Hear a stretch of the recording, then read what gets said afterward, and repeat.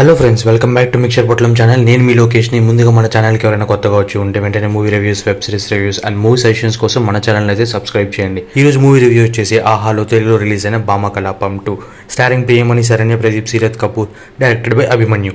ఈ మూవీ చూశాక నా ఒపీనియన్ వచ్చేసి బాగాలేదు అండ్ అస్సలు నచ్చలేదు. And in fact part 1 was better and best compared to part 2. Frankly speaking part 2లో అసలు ఏదైనా కొత్తగా అయితే నాకు అనిపించలేదు. ఏదో చేద్దాం అనుకుని ఏదో చూపిస్తారు. ఇంకా క్లైమాక్స్ చూశాక అసలు పిచ్చెక్కిపోద్ది, ఏంట్రా బాబు ఇలా చేశారనిపించింది. అండ్ ఈ మూవీలో అయితే చాలా ఫ్లాస్ ఉన్నాయి.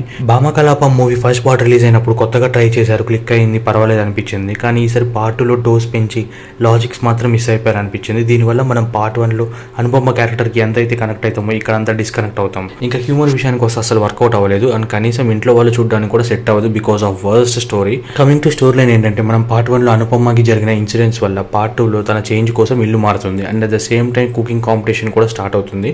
సో దీనికి అనుపమ లింక్ ఏంటి అండ్ అందులో పార్టిసిపేట్ చేయడం వల్ల తన లైఫ్కి ఎలా ఎఫెక్ట్ అవుతుంది అండ్ లాస్ట్కి ఏమైందని తెలియాలంటే ఈ మూవీ చూడాల్సిందే. Coming to positive points of the మూవీలోకి వెళ్ళిపోతే, పార్ట్ 1 కంటే జనరల్గా పార్ట్ 2 తీయాలంటే ప్రాపర్ స్టోరీ ఉండాలి.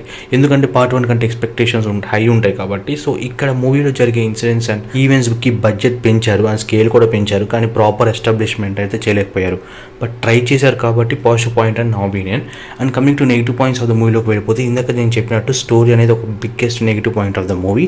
అట్లీస్ట్ హ్యూమర్ అయినా వర్క్ అవుద్ది అనుకుంటే అది కూడా మిస్ఫైర్ అయింది.